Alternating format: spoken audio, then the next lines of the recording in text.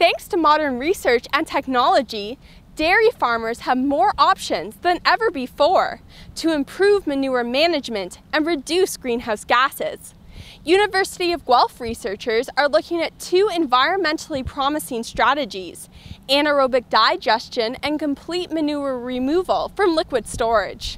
As part of the Agricultural Greenhouse Gases program, School of Environmental Sciences professor Claudia Wagner-Riddle is investigating what manure conditions and management strategies yield the best results. Anaerobic digestion is one such strategy that converts manure and organic waste into energy.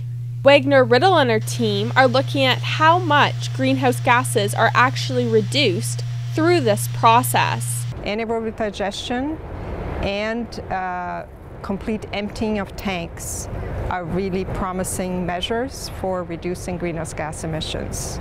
They found that the digester is a viable option for large farms that can afford the investment and generate enough waste to fill the tanks. In fact, the anaerobic process, followed by separation of solids and liquids, results in many on-farm byproducts. In terms of heat on our farm, we're saving about $25,000 in fuel expense for heat in houses, barns, and hot water. In terms of bedding, roughly we would buy about $10,000 worth of straw, so we're displacing that $10,000 with our bedding. So the concept of reusing our manure to create energy, a pathogen-free fertilizer source, and diverting landfill, not to mention eliminating greenhouse gas, are huge reasons for having an anaerobic digester. Small farms can manage their manure emissions too. Wagner-Riddle and her team are looking at the effects of completely emptying manure tanks to limit the growth of microbes that produce greenhouse gases.